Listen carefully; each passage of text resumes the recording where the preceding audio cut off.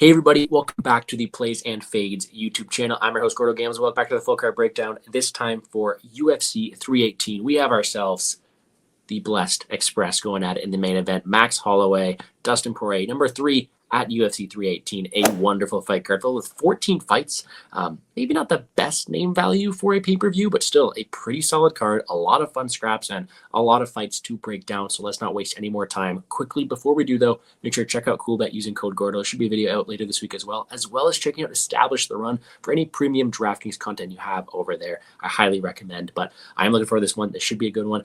Let's dive into it and let's talk some fights. We got the fight night started with the 8-3 Nicole Caliari versus the 4-2 Carly Judice. A fun WMMA fight here, something you don't really say too often, but still a fairly fun one here because it is a Carly Judice fight. This girl averages over 11 strikes landed per minute. She is super high volume, fights at a high pace, and is typically pretty fun in doing so. Now that 4-2 record means that she is able to lose. She still absorbs over 10 strikes per minute, but her high volume output is something that's pretty hard to compete with. She's faced someone with Nicole Caliari who does have a lot more credentials behind her name there as well. She's a smaller fighter, but solid judoka, solid ability on the mats, and also a decent striker, but is more of that one-shot technical striker than someone like Carly Judice. Doesn't have that same volume. In a matchup like this, I do think the more well-rounded fighter is Nicole Caliari. I'm going to put that out there. I do think she has the better grappling, 3.8 takedowns landed over 15 minutes, but still 29% accuracy. I do think she has the capability to go out there, land takedowns, and even compete in the striking. The issue is I don't think she has the size or physicality to take her down and hold down Carly Judice here. And on the feet, I do think she is going to get out-volumed in the long run. So although I do think the line is wide, this is a spot where I am picking Carly Judice. Like I said, a bit wide here, minus 335. She is expected to win by decision. That's probably the most likely outcome, is just landing more output. But I do think more times than not, Nicole Caliari probably has more grappling upside and could probably win minutes there. Not a line I'm really touching, but like I said, I'm picking Carly Judice. Because of that, though, on DraftKings, we do have a loaded top range. We will talk about that here, though. You have some Carly Judice, 9.1K. Some solid scores historically, I will admit, but when we look at a loaded top range like this, I don't really want to get to it too often because she is predicated solely on striking volume. She's not going to land takedowns. I don't see her winning to the distance too often, and she can lose minutes on bottom position as someone like Nicole Caliari here. I'd rather play someone with finish upside like Jimmy Crute or Gautier or Dulatov, who we'll talk about later there as well. I want to mix in Carly Judice, but again, it's not my favorite play in this top range because she can be limited by her ceiling here. You then look at someone like Nicole Caliari, and she is someone who is more so my bottom range punt play. I don't think she wins all too often, but when she does, grappling success, a high-paced fighter in Carly Judice, I do think she's a pretty solid ceiling. So in cash, I don't mind her due to her floor, and someone who I do think I will be sprinkling into my lineups this week. Should be a fun fight. However, I did pick Carly Judice. 13-2 Bruno Ferreira versus the 6-0 Jackson McVey. McVey going from Cedric Dumas to Chris Ewart to now Bruno Ferreira. A pretty big jump in competition, but happy to see him out here. Jackson McVey is a huge dude for this division with pretty good finishing ability, a solid front choke series, good striking, which is typically just to crash the clinch, but someone who has fought a really low level of competition. It doesn't really tell me much when you have 6 fights, 6 first-round finishes against UPS drivers, right? You need to go out there and show me you can have some resiliency, fight against bigger guys, and although Bruno Ferreira is not a bigger guy, he is a much more battle-tested fighter with a ton of power and is a very aggressive fighter. Both these guys are just people who want to go out there and rip off each other's heads. I think this is going to be a really fun one. Bruno Ferreira is just this ball of muscle and just this firecracker. He wants to go out there and knock your head off. A ton of power, decent ground game as well. And although he's shorter, he does throw with fight-ending intention. A lot of first-round victories on his record, a guy with a lot of KO power, and I do think someone who is the better technical striker in this matchup. You look at this line here, it's minus 1,400. The fight doesn't go the distance. You have to give the level of experience to Ferreira, the striking power, a lot of other things, and that's why he is minus 150. I think the most likely outcome is he probably goes out there and knocks off the head of Jackson McVey earlier, just because I think Jackson McVey is slower to close the clinch. I do think once he gets to the clinch, he could snatch up a neck. Aside from that fluke ability where he's able to snatch up a neck or even crash the clinch, landing a big shot, the fighter with more power and more ability to be a technical striker and fought a better level of competition who I can trust is Bruno Ferreira, and I do think he more times than not is able to land that knockout shot early on. Because of that, the most expensive fighter on the slate. Like I said, minus 1,400, I want this fight. So I kind of do want Bruno Ferreira at 9.7. The issue I have is I think he'll be somewhat popular, so if I want to go elsewhere, I kind of don't mind someone like Islam Dulatov, who we'll talk about here later. So I want Bruno Ferreira. I will be playing him, but I'm not going all in because there's a ton of solid options in the top range. Jackson McVey is that dart throw. 6.5K. If he wins, it's probably by first-round sub. being honest, crashing the clinch, landing something pretty opportunistic there. I don't see it happening too often. When it does happen, we'll break the slate. Should be a fun car crash of a fight, but I did pick Bruno Ferreira to win this one. And then we have the 22-11 Ryan Spann versus the 9-6-1 Lucas Brzeski, and this is an ugly heavyweight bout. The first thing we have to mention is we have to see how Ryan Spann really shows up on Friday. He's a guy who is not always training too hard, a guy who's very, very hit or miss, very inconsistent, but when he's at the top of his game, a very, very dangerous offensive fighter. Very good guillotine and a lot of power. He lacks volume, he has no cardio, and he does typically taper off as the fight goes, but he is, skill for skill, a lot better offensively than Lucas Brzeski. Now, Lucas Brzeski's been knocked out in his last 3 losses, as well as knocked down in them as well. This guy has been hit, and against a guy like Ryan Spann who has a power, that's not the best recipe for success. What he does have here, though, is decent volumetric, over 5 strikes landed per minute, with a decent ability to keep a pace over 15 minutes, something that Ryan Spann can't really say he can do the same. So although Ryan Spann's better, and he should go with the first round finish, the longer this fight goes, the more you're giving Lucas Brzeski some opportunities to win this fight, making it very, very interesting. Now, I picked Ryan Spann. I know it's not really fun to say. I don't trust the guy, but I do think he has more tools he's going to get done and should likely win this fight. However, you have to see how it is on Friday. Not a fight I want to be betting, not a fight I want to touch it that way, but DraftKings, I do have some interest on it here. Like I said, I don't really like Ryan Spann. But at 8.7K, when you look at his upside, he still is somebody who has round 1 finish upside against guys who've been knocked out in a lot of those losses. And when he is winning, he's putting up solid scores, getting those finishes. So I do think at 8.7K, he has the most round 1 finish upside on the entire slate. Flip side of things, though, I'm not picking many underdogs to win outright. So therefore, Lucas Brzeski, 7.5K. If he wins, it's probably around 2 or 3 knockout at Spann tires. And I do think that happens probably more than the line it tails. So a fight I want on DraftKings, I pick Spann. Not the most trust in either side, but should be a pretty fun fight. And then we have the 12-4-2 Jimmy Crute versus the 17-8 Marcin Prachnio. You look at Jimmy Crute's past record, draw, loss, loss. It's not looking very good. Even retired in there for a little bit of time, but he is someone who I do think is pretty talented. I bet him last time against Prado. I thought he probably won. This is still a pretty good fighter. Now, he hasn't always fought the best of abilities. His chin is somewhat an issue, but he's fighting some top-level guys, like I mentioned, Hill, Menafield, all these guys who are big, powerful guys, kind of getting a step down here against Marcin Prachnio. Prachnio started his UFC career being knocked out 3 times. We know his chin is an issue, but it's also his ground game. He's been taken down. He's been dominated down there. Marcin Prachnio has his flaws. Now, on the feet, solid power, solid aggression. So if Jimmy Crute truly is chin done, shot, doesn't want to be in there anymore, sure, Marcin Prachnio can win. But skill for skill, I think Jimmy Crute's probably got the better hand speed, has fought the better level of competition, and has the way better ground game. This is Jimmy Crute's fight to lose. I think he has all the attributes to go out there, and I do think he uses his grappling and probably gets Marcin Prachnio out of there. -300, -340 to do so. I do expect him to go through and win. He's actually favored to win by submission out of all the betting odds, so I probably agree with that. I do think he has some ground upside. I do think actually a KO ground and pound line might be a good look as well. He has all the skills to win, and he'd win this fight into distance. The fight doesn't go line is also looking pretty good, actually, considering Prachnio probably wins, is probably by knockout. DraftKings-wise, another fun one because he's 9K. He's 9K, grappling path to victory, finish path to victory, and a pretty mid-range. So at 9K, I do like the guy. Him and Ryan Spann do stand out a lot in this range. So Jimmy Crute, ground success, finish upside. I do like him at 9K, especially in tournaments. Prachnio is almost the exact same thing as Brzeski. Shouldn't win, but when he does at 7.2K, he's got power, and he's probably going to win by finish. It doesn't happen too often, but I do think he's also another solid punt play if Crute's head's not in the game. So give me Jimmy Crute to win. Another solid fight on DraftKings. I do think it should be a fun one, and one where I'll probably look to bet some violence. Then we have the 11-1 Islam Dulatov versus the 10-4 Adam Fugitt, another really big favorite, and I do agree with the line here. Islam Dulatov, aside from also being a model, which fair play to him. I mean, if he can do both, go for it. Carlos Ulberg is doing it. Is a very, very talented guy. Very, very aggressive. He wants to go out there and absolutely run through you. He's got a ton of power, decent ground as well, a very good opportunistic finisher, and a very good offensive fighter in general. He's a strong physical guy.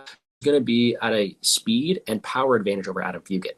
Fugitt here's a guy who's probably been, well, he's definitely been the UFC vet here, but a guy who does have more so a grappling back to victory, wants to slow it down, not always the most finish upside, but wants to kind of grind you out. Islam Dulatov's going to put you in the back foot, and he's going to look to run right through you, and I kind of think he does in this matchup here. Fugitt's been dropped, he's been knocked out, and the aggression, the power, everything leads towards Islam Dulatov having success. His one fight, 2 minutes 44, looked fantastic in doing so, landing a lot of shots at a high pace and even mixing in a takedown there as well. I do think this is Islam Dulatov's fight to lose, and because of that, I mean, on DraftKings, I think he's one of my favorite plays. 9.6K, I mean, he should win inside the distance. He's favored to do so. So is Bruno Ferreira, so is Gautier. But I do think Dulatov's going to come at a lower ownership. Now, he is risky. If he doesn't win round 1, he probably busts. But I do think he wins early. He has the aggression. I think he's got more grappling upside than Ferreira and Gautier. So I think he wins this fight. And if he's going to be less popular than Ferreira and Gautier, as I mentioned, I will be playing him 9.6K. I love me some Islam Dulatov this week, and I do think he will fight at a pretty high clip, more often than not coming in the early rounds. Speaking of Gautier, here he is, the 7-1 prospect versus the 11-5 Robert Valentin. This is another really, really fun fight. Gautier is a large favorite in the spot because he truly is a pretty terrifying striker. Still young, still raw in his MMA experience, but a ton of power. He can shut your lights out. He's a pretty physical dude, and he really wants to go out there and knock your head off. Robert Valentin has had a bit of a rough run so far here inside the UFC, but decent run on the Ultimate Fighter. A guy who has some solid power on the feet, some solid striking, can be taken down and held there, but in his defense does have some solid grappling if he's not being held down by big dudes like Loader and Finney. What we have here, though, is a true just like prospect who is probably better than Valentin versus a vet. We've yet to see Gautier face any adversity. His cardio has looked questionable in the regional scene. He has no ground game and hasn't really fought any adversity. So if Robert Valentin is able to test the ground game, throw some volume on him, he could have some success. But more times than not, the most likely outcome is Gautier goes out there and shuts off Valentin's lights early. However, I do think Valentin can put up some resistance. And if this fight is at the mat, Valentin is the better submission grappler. There's no doubt about it. And similar to when we saw Carlos Vera pull off an upset last time against Musasa, Robert Valentin is the better grappler. He gets the opportunity to scramble. I do think he could test an unproven guy on the mat like Gautier. It could be live. I have to pick Gautier. That's the only right play in my mind because he is more physical guy, better durability in my opinion, and more power. I'm not too confident in it. Like, there's no way I'll be getting to a minus 575, minus 550 favorite there in Gautier. I do think if I inside the distance, again, no value on minus 800. It's, again, another DraftKings fight that I have some questions about. Gautier and Ferreira, I do think, are going to be popular guys. I mean, Holloway and Poirier are going to be the most popular fighters in the slate. But Gautier at 9.4K, I think he's going to get a lot of steam. And although we could get a first round finish, and he'll play some of it, I'd kind of rather pivot off to a Dulatov, like I mentioned, or a Crute, who we already mentioned as well, who I do think have the same amount of upside at lower ownership. So I might want to be a bit different from the field. Maybe that's how I'll get different this week by going away from Gautier, but still a solid option. Valentin's I know I've said a dart throw a few times already, though, but I like Valentin way more than Rodriguez, Johnson, Fugitt, even McVey. I think he could submit Gautier if he gets down there. And even on the feet, I think he can hold his own in the volume, although he doesn't have the same power or durability, so he could get knocked out early. I do think he probably wins more in the line and tails, and I'll sprinkle him down on DraftKings because of that. However, give me some Gautier to win, probably by knockout, but I do like Valentin, and I hope he gets another shot after this one. And then we have the 12-3 Francisco Prado versus the 12-6 Nikolai Veretennikov. Another interesting matchup here. I think when we look at the closer line fights in the card, this one is there in that mid-range, and important on drafting because of that, but a weird one to break down. I'll skip right to it. I did pick Veretennikov to win, but I'll be honest with you, I'm not the utmost confident in that pick. I do think there are ways Prado can go out there and win. It's just, I think I have my question marks about Prado. I love the guy. He's tough. He will go out there and fight for your money, but not the most technical, can be at range, and a small dude up his weight class, a 9% takedown accuracy, which I do think is important in this matchup here as well. Although if you wanted Veretennikov, you quickly take down and hold him down. That's a advantage for dead people like Morales did that as well. 9% takedown accuracy. How often can he take down and hold down Veretennikov? Instead, in a 15-minute striking affair, Veretennikov's going to have better optics, be able to control the range, is the more accurate and technical striker. Although Prado can wing hooks and have some success, Veretennikov won distance striking against Danny Barlow and Morales. Now, those are very impressive wins there as well. I do think he can manage distance, and I do think he'd win optics on the scorecards, winning a striking-based decision. As an underdog here, plus 125, I don't mind that whatsoever. This fight's expected to go the distance, and more times than not, I do think he lives up to that price tag. Plus 250 by decision. I don't mind that. I do think he wins. DraftKings-wise, though, it's a different story. Veretennikov, 7.9K. Don't think he gets takedowns. He's not knocking out Prado, who's really durable. I picked him to win. I don't like him on DraftKings, truly, because I think his ceiling is like a 70, 80-point striking-based decision. I don't like that too often. If anything, it's Prado chasing takedowns that I want, but this fight as a whole, I'm not getting to it too often. I do think people funnel to it because of the mid-range, and I'm happy to stay away from it. Give me Veretennikov to win, maybe more Prado on DraftKings, but overall, a fight I'll probably just sit back and watch. Then you have the 19-8-1 Marvin Vettori versus the 24-7 Brendan Allen. A fun, pretty high-level fight here as well, but two fighters going in opposite directions. Brendan Allen is a pretty large favorite in this spot because he is someone who has been in contention recently, put on some decent performance. He's improving that striking, whereas Marvin Vettori, after a 2-year layoff, did not look very good in his last performance. These guys were lined up to fight a couple of years ago, I believe, and Marvin Vettori was actually evens or favorite in that matchup here, and now it is much closer. See, Marvin Vettori is a very, very durable fighter. Brick for a head, very good cardio, good volume, decent grappling. He's very well-rounded, but as he's getting older, he's kind of slowed down in the striking. And I think this matchup here, if he can't keep up with the speed of Brendan Allen's strikes and the fact that this is a 15-minute affair, Brendan Allen has the opportunity to win the grappling exchange, optics with the striking, and win a couple rounds towards a 3-round decision. I do think it's pretty close, but Vettori did not look good enough last time for me to back him at a dog price tag. I just think this is a really tough matchup, and it'll really show us a lot of where Vettori is at this point of his career, because he probably is the better striker than Allen. He's probably got good enough takedown defense to stay away from Allen's very good ground game. I just think it's going to be a really weird striking exchange, probably a split decision if I'm being honest. Vettori does have more durability, but doesn't really have the power to knock out Allen. What do the judges say in a close affair? Now, money is coming in Vettori. I understand that. The line was probably wide before, but not a fight I want too much betting interest in. Minus 285 to go the distance. Who really knows how it's going to be scored? However, I did pick Brendan Allen. Because of that, though, on DraftKings, Brendan Allen, decision-based victory, is that going to be able to compete with Ryan Spann finish upside? Jimmy Crute we talked about. The volume of Carly Judice. I don't really like Brendan Allen this week. I do think he's got grappling path to victory. I don't think it's a finish too often, so I don't like him. I do think Vettori wins a lot more than the people around him, but when Vettori wins, it's probably, like I said, a 60, 70-point decision. Brzeski's got 100 points in a knockout win. So not a fight I want too often, another fight I'm probably staying away from, but I did pick Brendan Allen to get this one done. Then we got the 12-3 Kyler Phillips versus the 22-3 Vinicius Lockdog Olivieria. Another fun one. And I'll be the first one to admit, I haven't always been the highest on these fighters. I've had a lot more success fading Phillips, though. I mean, I picked Rob Font. I did bet Barcelos against Phillips. Didn't look that well. But Olivieria, I mean, I had Sapai on DraftKings. I picked and bet Said Nurmagomedov, and he has exceeded expectations. Olivieria is a very pressure-oriented fighter with very good athleticism, good takedown defense, and good moment winning with his pressure and solid power on the feet. Kyler Phillips is more so of a optics guy. Good spinning kicks, solid takedowns, wrestling there as well. The issue for him has been the cardio and him slowing down, whereas we have seen Vinicius Olivieria push through that cardio barrier. Makes it for a really interesting dynamic. Now, Kyler Phillips is someone who I do think I went earlier. Much better hand speed, in my opinion, probably more flashy stuff as well, and probably could land takedowns to hold down someone like Vinicius Olivieria who struggled with that. But as the fight goes on, Vinicius Olivieria has been improving. He will be on the front foot, and Kyler Phillips has slowed down, and I do think Olivieria can take over as the fight goes on. I do think it's one where, like I said, Kyler Phillips probably has the opportunity to win round one. Olivieria has a better cardio. How long can Phillips sustain that pace? That's the true question. I went back and forth, and I don't really know if I'll be playing juice at it, but in my head, I will pick Vinicius Olivieria. I've been low on him, and I've never really picked him, so I think now that I pick him, he's probably going to lose, but is a guy who I do think has some opportunities to win here, and his pressure-oriented style and, honestly, moment-winning ability should help him get it done. Betting-wise, I probably won't get to it. Like I said, I do think this fight extends. I do think it goes the distance. I think everything's lined pretty well. I did pick Vinicius Olivieria, and even on DraftKings, I do think that Kyler Phillips, out of every single underdog except for Veretennikov, who I already said doesn't count because I'm not playing on DraftKings, has the best chance to win out of every single underdog. So therefore, I kind of want some of him because he has, again, an opportunity to win, has grappling equity, and has some solid striking opportunities. I also mentioned Oliveira's been knocked out before, so maybe Phillips can land that big shot. So because of that, at 7.7K, I kind of want some Kyler Phillips. I will be playing some of him, but truly a really interesting spot. I almost don't want much Vinicius Olivieria because, I mean, Kyler Phillips has been very, very durable, and Olivieria kind of builds as the fight goes on. I'd rather play Ige and Holloway, maybe even Prado, than someone like Vinicius Olivieria here. Fun fight. I picked Olivieria, but we'll have more Phillips on DraftKings. And on to the main card, we have the 24-19 Michael Johnson versus the 15-2 Daniel Zellhuber. Zellhuber I haven't seen against since that war against Ribovich at the Sphere, but still a very, very fun fighter. I do think Daniel Zellhuber is a very, very technically sound guy.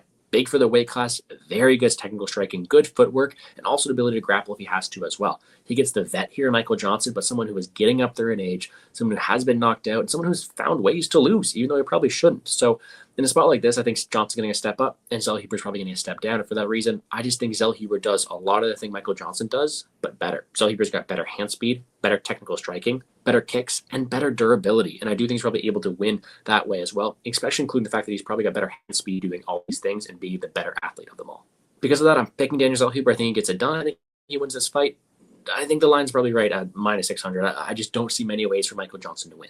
The issue, however, though, is DraftKings. Zellhuber is 9.5K. He's in that top range, but he does not have anywhere near the same round one or inside a distance line as the people around him. Ferreira expected to smoke him in round one. Dulatov expected to smoke him in round one. Same with Gautier. Zellhuber is like minus 125 to win the distance in general. He is nothing but a pivot play off the big three up top there. I won't be getting too much. It's so hard to click on him instead of Dulatov or Ferreira. Therefore, I'd probably be very, very low on Zellhuber, and I don't think Johnson wins. So there's kind of a trend here. Another fight I'm not too popular on. Zellhuber's nothing but a pivot play, but I do think he wins this one pretty comfortably. And then we have the 19-9 Dan Ige versus the 36-8 Patricio Pitbull. I'm not calling him that. He's Pitbull to me, all right? Another fun fight, another one that would have been fun to watch 3-4 years ago, but now we have an older fighter in Pitbull who did not look good in his debut, who still is a solid fighter, but is giving Dan Ige the fight he wants. Patricio Pitbull is someone who wants to fight from range. He has decent volume and is a very good boxer there as well, but hasn't really been wrestling as much as I want to see him as well. Adding in the durability concerns, the fact he fought pretty recently as well and was dropped in that spot there as well, this seems like a pretty good match for Dan Ige, who, for once, will not be oversized. Pitbull has not been shooting that many takedowns, has been there to be hit, and Dan Ige is a very, very good boxer with a ton of power in his hands, and a guy who's been on a decent streak here as well, who's also younger, to say the least, here as well. So I'm going to pick Dan Ige. I do think there are worlds where Pitbull wins. If he goes out there with his wrestling shoes on, if he goes out there and looks to match volume, I think his opportunities is just a lot more finish upside for Dan Ige. I don't think Pitbull's finishing him here. And in the pure boxing, I think Dan Ige has more power and moment-winning ability as well. I have to pick him to get it done. I don't mind the KO line here at plus 300. I do think the line's about getting probably out of hand. If we're getting to it, minus 210, I won't be really getting to that too often. DraftKings where it gets interesting because I haven't really said many plays I like in this mid-range. So at 8.6K, Dan Ige, I don't mind the guy. I think he's got knockout upside. He just is super, super boomer bust because Pitbull could slow the fight down. Pitbull is also pretty live at 7.6K. Again, I don't think he wins too often, but he can win, right? Whereas I'd be really surprised if Vettori, Costa, Brzeski, Prachnio won. I wouldn't be that surprised if Pitbull won, if you know what I mean. So he's got grappling path to victory and a win. Not too much win equity in general, and zero finish equity, if you ask me completely. But a guy who I'll mix into my lineups due to that grappling path to victory and the fact that he does, in fact, have a path to victory. Then we have the 28-13 Kevin Holland versus the 19-5 Daniel Rodriguez. Another fun fight, but another one where we have this younger fighter, Kevin Holland, who is super active, who is pretty well versed, against this one-dimensional aging fighter here in Daniel Rodriguez. This is another one where I'm going to pick the favorite here in Kevin Holland. Now, I do think Daniel Rodriguez will keep it close in a pure striking affair, but he's been limited to that boxing. He's looked slow recently as well, and although he's been able to win fights, it's against these older fighters, these Ponzinibbio's of the world, these Moronos of the world. Kevin Holland is going to be the longest, tallest, more powerful striker he's fought who can match the output, probably has better cardio there as well, and much better ability. Additionally, if he wants to, Kevin can grapple. He's a phenomenal grappler there as well. We've seen D-Rod held down on his back. I do think Kevin Holland should win this fight a lot of the time. It's Kevin Holland, not always trustworthy. I do think he's making improvements, and he does, in fact, want to win. So that gives me some more hope. Give me Kevin Holland to win in a fight that he really should be able to win, whatever way he chooses. The issue at 9.3K, though, is he never really cracks 100 points. Like, never. Even his last win against Luque, he looked great. Didn't eclipse that. So when you have guys around him like Gautier, Dulatov, Ferreira, Crute, Judice, who have these 110, 120-point ceilings, he doesn't fit in too well. I don't like him very often, being honest. I think he's safe. I think he wins a lot of the time, and he could put up a ceiling, but a lower percentage play for me. D-Rod, I don't think he wins. So give me Holland, give me nothing. I do think Holland wins this fight here. Should be another fun one. Coming in time, we have the 14-4 Paulo Costa versus the 14-3 Roman Kopylov. The loss of aura from Paulo Costa is just frustrating. This guy was a threat. This guy was a big deal, title challenger. He's kind of fallen off. Not the same desire, will to win. I mean, he's lacking a lot of these things. He's still a very good, powerful fighter with a lot of good attributes, but I mean, when it looks to desire or will to win, it's going to go to Roman Kopylov in these spots. Roman Kopylov is a more trustworthy fighter, and although Paulo Costa has power, has that ground game, he's been struggling to put it all together. He has a brick for a head. He stays very durable, but he is slow and plodding. You look at a guy in Kopylov, Kopilov's got more volume. He's got the body kicks. He's the much better striker. Although he can be taken down, he's got pretty good first-level takedown defense. I think Roman Kopilov's at a better place, and I'm going to pick him to win. Now, if Paulo Costa Gold comes out, puts on some wrestling shoes, is able to close the distance better, he can beat Roman Kopylov. We just have not seen that desire from him recently, and it's hard to back him because of that. I want to cheer for Paulo Costa, but I guess there's some mental things going on there as well. I did pick Roman Kopylov. On DraftKings, Kopylov looks good. Some really solid box scores. Has been able to get some good knockouts. But Costa's been so durable. Is Kopylov getting finishes? Is he knocking down Costa? Because if he doesn't, he is purely reliant on volume, and I don't think he is able to eclipse a Judice, Crute, or even the upside of Spann and Ige. Another guy who I do not like all that much at 8.9K. I prefer those names mentioned. And on the flip side of things, Costa, I think he's got some viability, but I've also mentioned some good underdogs on a target instead. Another fight that I do think gets extended, one that I did favor Kopylov to win minutes. I guess Costa's got some viability, but another fight I do not want much ownership of. And then the main event, the 26-8 Max Blessed Holloway versus the 30-9 Dustin the Diamond Poirier. Third time they fought here, but a phenomenal fight. If you guys don't know, I'm a huge Max Holloway fan, but please take this breakdown with a grain of salt. But this is one where I do like Max Holloway here. They have fought a couple times already. Dustin Poirier has gotten the advantage of it, being the bigger fighter here, but it makes it for a really fun BMF belt. Both guys are fan favorites, and we do love them for that. I do want to say I am fearful of the chin of Holloway. He has been knocked out. He has landed more strikes and absorbed more strikes than anybody by a large margin. So there is something to be fearful of here. But This is still a guy who has all the volume he does, who is able to make reads in this fight, who is actually being able to train for a fight here, 155, put on the right muscle mass. I don't think this going away is going to be too much of a bad thing for him here. I think his chin's able to recover here as well. I think he's able to go out there and be the fighter we love him to be. A volume machine. Dustin Poirier has great cardio. We know that as well. But he's going to rely here on moments. I think Holloway can win the minutes, land more shots. I mean, 7.16, the most strikes landed in history by a mile. I think he can start to take away, win rounds that way there as well. And the power, the size isn't going to be as much of a difference here as well. You add on the fact that, I mean, Dustin Poirier's getting up here. It's a retirement fight here as well. I think Holloway could even land big shots and moments to wallop Poirier, who's been knocked out a few times here already as well. So I think it's a close fight. I'm not going against anybody here who's picking Dustin Poirier. I think both guys could win. But I'm going to take my favorite fighter. I'm going to take a guy I back every single time. And I do think he's able to separate himself with the volume. Again, some biases around there as well. But the one bet I do have, I did place some Max Holloway at minus 115. Line has climbed up a little, minus 133. I like the guy. I'll be betting him. And I do think he's able to win this fight, especially the more it gets extended, halting the retirement party of Poirier. DraftKings wise, it's going to be my most owned fight. And it's going to be everyone's most owned fight. Max Holloway's going to be the most owned fighter on the slate. Poirier not far behind. Both of these guys are going to have a ton of ownership, and for good reason. Holloway's broken 200 points before, 150 points before. This guy is one of the greatest DraftKings scorers of all time. Because of that, I want him in my lineup. I want his upside, his 200 upside. I don't expect that I get that. But the volume, the 5 rounds to work, the pace this fight's going to be, I like both guys. Poirier's got some finish upside here maybe as well. This could be a fun one, and a fight that I will be stacking here as well. But a really, really fun one. I'm picking Max Holloway. We'll have a ton of him on DraftKings. Should be a very fun main event, and I'm looking forward to it. Definitely cheering on my guy. But that's going to do it for me here on the Plays and Fades YouTube channel. And quickly running through my quick picks, taking Max Holloway, Roman Kopylov, Kevin Holland, Dan Ige, Daniel Zellhuber, Vinicius Oliveira, Brendan Allen, Nikolai Veretennikov, Atabey Gautier, Islam Dulatov, Jimmy Crute, Ryan Spann, Bruno Ferreira, and Carly Judice. Again, not many underdogs. DraftKings-wise, as I mentioned, all videos is a clear top 3. Ferreira, Dulatov, Gautier. I prefer Dulatov to get different, and I do think Ferreira probably is safer than someone like Gautier, but all 3 have viability. I think that in the mid-range, Judice, Crute, Spann, Ige, those are the 4 I'm targeting tournament. I think they all have a ton of upside. And then, of course, almost every single lineup is going to have either Poirier, especially a lot of Max Holloway. Underdog-wise, I think Phillips has a lot of upside to win this fight, and therefore I will have some of him due to his potential wrestling upside there as well. But my dart throws in tournament are going to be Brzeski, Prachnio, Caliari, and Valentin.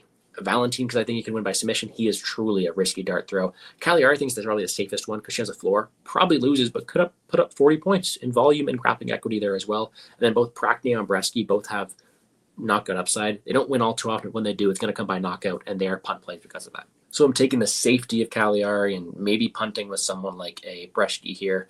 Well, we all know I'm taking Holloway. Then I can build 9.1K remaining. I want my Dulatov. I do think there's some upside here in Ryan Spann. Looking at something like this could be fun. Even going down lower. Everything changes so much if I go from Brzeski down to a punt play in Valentin. Then I can fit in a Ferreira there as well and get a Daniel Ige. Building a lot of fun lines that way as well. I am looking forward to the DraftKings slate. That is for sure. Betting-wise, I'll be honest, only one bet so far. It's Max Holloway, 2 units. Be sure to check me out, though, on Twitter on Friday or Saturday morning. We'll put out my full slate of bets at gamblesgordo on Twitter. As terms of everything else I got going on this week, establish the run. I have a full card premium DraftKings content and cool bet. Use code GORDO there for a 100% deposit match up to $200. A best bet video should be out this week there as well. Be sure to check those out. Make sure to hit the like button down below. Subscribe to the channel. Show some love. And I wish you all the best of luck in all your DraftKings and betting endeavors, guys. Let's make some money.